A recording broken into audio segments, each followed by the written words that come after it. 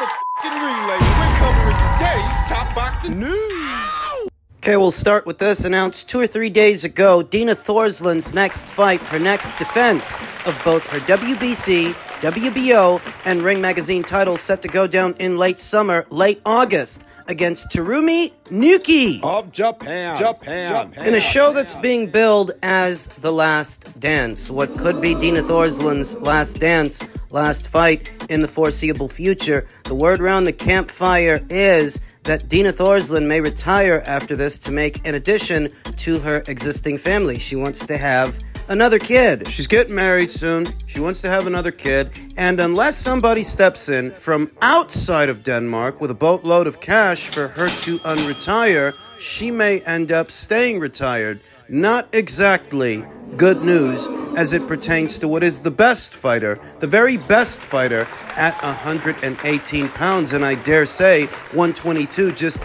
anywhere at or around these weights. That's what Dina Thorslund is. The only fighter I'd give decent odds against Dina Thorslund, and it's not even a lock, is perhaps Ellie Scottney, unified champion at 122. Dina's unified champion at 118. She's going to be facing Japan's own Terumi Nuki, 35 years old, fighting out of the orthodox stance. Terumi is 35, where Dina's 30. She's 30 and she wants to retire. Well, think about it.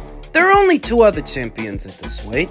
Japan's own Miyo Yoshida, IBF champion, and New Zealand's own Shernika Johnson, WBA champion. Shernika's going to be all tied up for the next 2 fights. She's got to fight Jamie Mitchell. Then after that, if she wins, she's got to run it back with Nina Hughes. She's not available to unify. Miyo, she is, but there's no big money behind Miyo. She's promoted by Lou DiBella. Lou DiBella's not going to put forward a boatload of cash to make a unification match between Miyo Yoshida and Dina Thorslund, especially when Dina Thorslund stands a very good chance of beating Miyo Yoshida and taking her title. So do you think he's going to pay through the nose to see that happen? I don't. Dina Thorslund has already fought 2 times this year. Once in February against Mary Romero, then again in May against Serene Satine, her mandatory challenger. Her next fight is at the end of August against Terumi Nuki, and unless somebody pays a boatload of cash to make something happen, a unification match, she's gonna go get married, have another kid. That's why. The probability that she can even get a unification match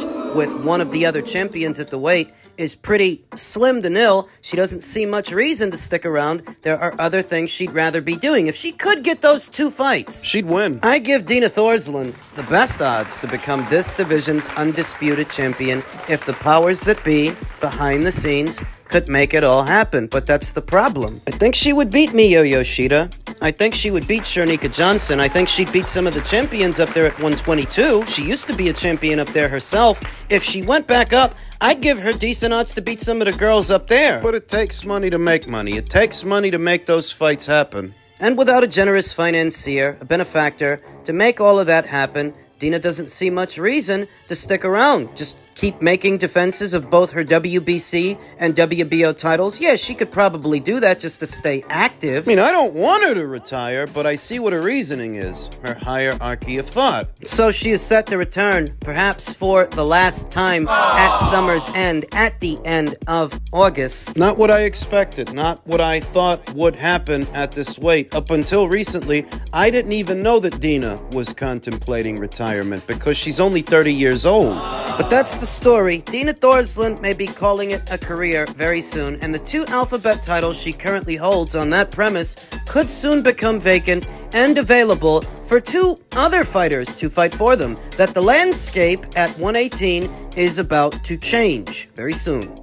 Men's lightweight news. A Twitter account that goes by the name Abio said, let's have it. Let's have a fight between unbeaten Shakur Stevenson and unbeaten William Zepeda, who were both in action this weekend. And we all know that William's fight was a lot more fun to watch than Shakur's and lasted nowhere near as long. Just 3 rounds. The Shakur's 12. Shakur Stevenson himself, who said, I've been waiting on it. Let's see how much of a killer he really is, it's not a secret. It's not something that anyone can deny, that if this fight hasn't happened yet, it's because of Oscar De La Hoya. Is he protecting his fighter? I think he is, which is strange because I don't think William needs protection. He doesn't need protection from an economic fighter who also happens to be a light puncher. A pure boxer. William is a pure boxer's kryptonite, a pressure fighter, as most pressure fighters are a pure boxer's kryptonite, where one fighter wants to fight at a slow, controlled pace, only letting punches go when it's safe, only 1 and 2 punches at a time. The pressure guy is the exact opposite. You're talking about 4 and 5 punches in a combination, several combinations,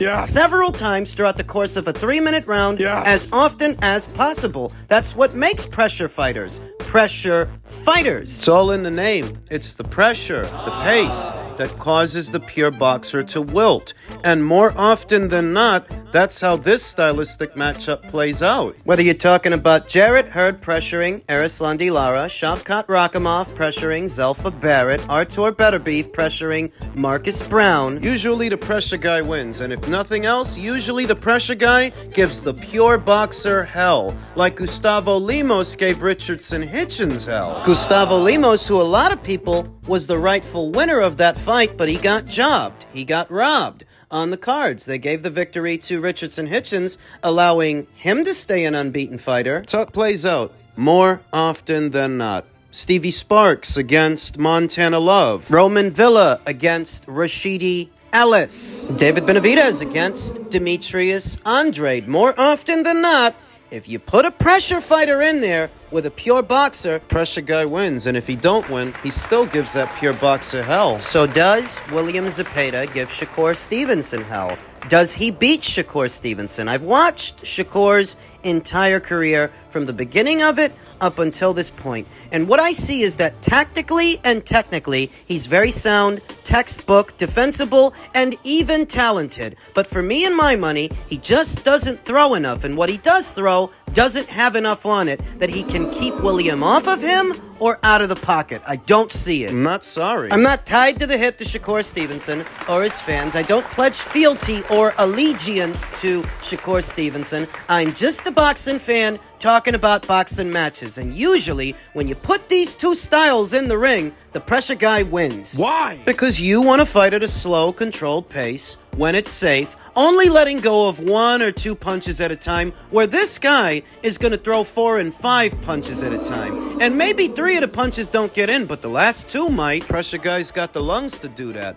All round, all 3 minutes of the round, all night, all fight. Do you? The pure boxer often doesn't, because they don't fight at that pace. They don't throw punches at that rate. They're not used to it. Having to work at that pace, absorbing that much punishment, trying to stay out of trouble, moving around, sooner or later, if the punches don't catch up to them, the pace does. Would it catch up to Shakur Stevenson, who's widely perceived as being a cut above a William Zepeda based on what he's accomplished so far? I've never seen Shakur gassed. I've never seen Shakur tired. But I've never actually seen Shakur in there with a pressure fighter either. Let alone at lightweight, where he's only been for what?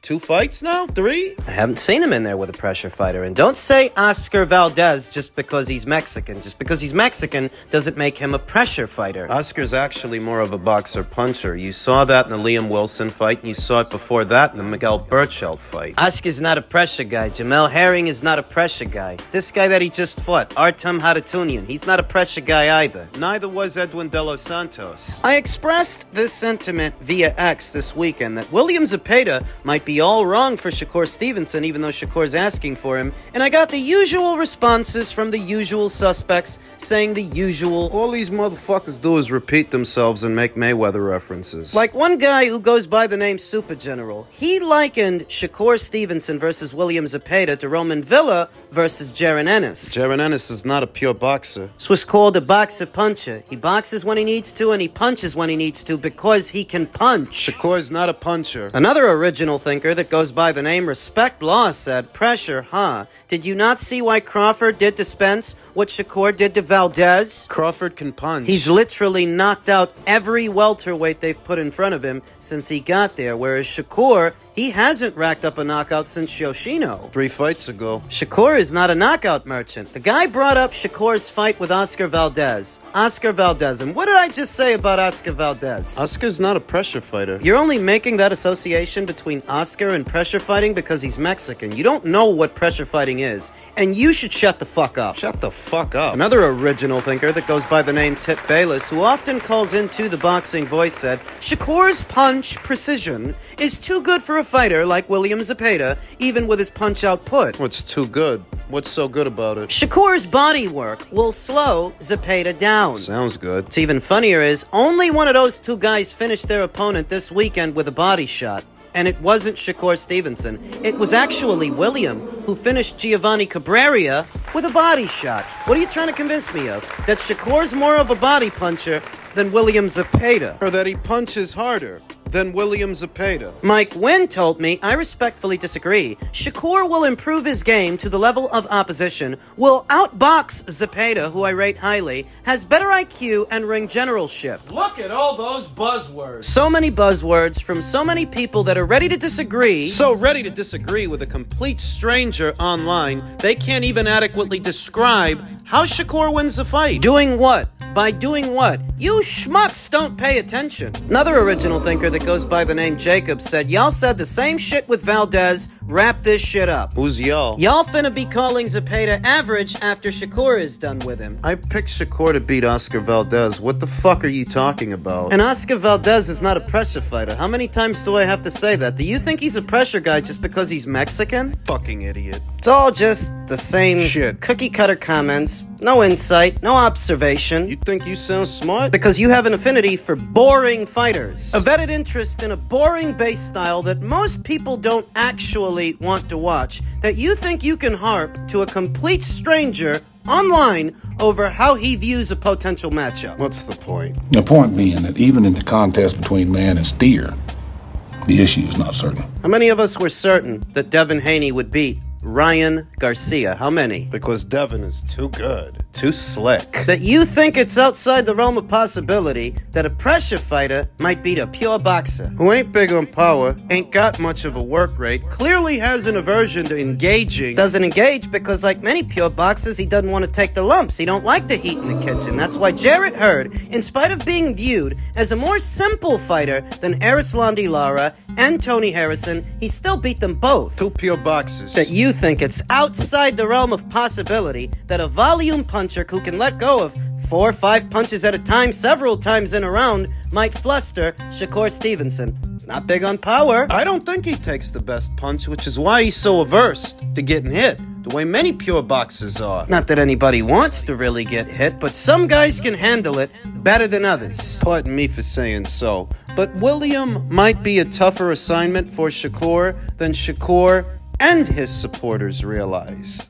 Elsewhere in the world of boxing, per veteran boxing scribe Dake Jonovan, as expected, the August 3rd Riyadh season show in LA will air live on every available US pay-per-view platform: DAZN, ESPN+, Prime Video, and likely pay-per-view.com, the lesser-known pay-per-view.com. For anyone who's not subscribed to DAZN or ESPN or Amazon Prime, they can buy it there if that's all they want. They can buy it there. They already did this with the Matchroom 5 for 5. They already did this. Across the pond, it was available on Sky Sports, it was available on DAZN and TNT. Now they're doing the same thing here in America, with the hierarchy of thought being that the card gets that much more exposure, the more distributors are distributing it. That maybe an individual isn't subscribed to all of these platforms, but they are subscribed to at least one of them, so the fight is available to that many households, that many more. Why didn't they do this before? Why didn't who do this before? The powers that be, the promoters, the platforms. Why didn't they distribute more pay-per-views just like this? Because of where the money's coming from.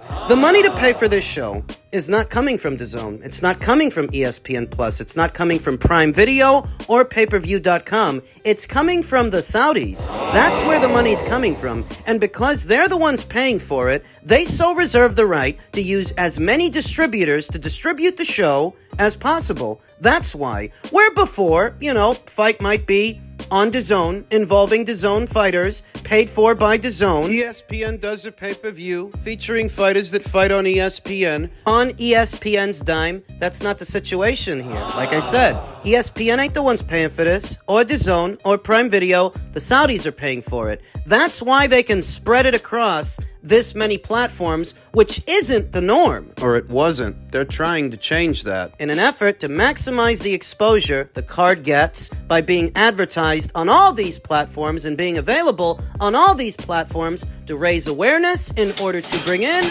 more buys. More pay-per-view buys. We got a break from box office fights this month. There were no pay-per-views in the month of July. There aren't going to be. Thank God. Good number of the fights that we've talked about the last few weeks, last few months here on the channel, they were all pay-per-views. Davis versus Martin, Garcia versus Haney, Usyk versus Fury, the Matchroom 5 for 5. Box office fights happening back-to-back in succession, which is expensive for the boxing fan, the actual consumer, not the leech, not the freeloader, the thief, the bum. This pertains to the actual customers. We got a break this month. There were no pay-per-views this month, and there aren't going to be. This show is set to go down early next month. And because there were no box office fights to cannibalize the audience, it's encouraging. It's good. We got a break, a breath of fresh air, and here we have a solid card. Solid all the way through. There's something for everyone. There's super lightweight action, junior middleweight action, light heavyweight action, heavyweight action. Something for everybody. Any one of these fights could be billed as a main event unto itself. Emphasis on main event, not pay-per-view. Any one of these fights could be a main event as part of a regular schedule, but because all of them are on the same card, on the same show, that makes for a solid pay-per-view, a solid box office card with something for everyone, and they will be getting my money. On paper, it's the best orchestrated card of the year, the most solid card with many of the most solid fights. Categorically, none of these fights are foregone conclusion fights. Not a single one. And that's what you pay for. The air of spontaneity. The question that if you put these two guys in the ring, what happens? You save the filler fights, the keep busy fights, the tune-up fights for the regular schedule. But if it's going to cost you an arm and a leg, if it's pay-per-view, there should at least be a question.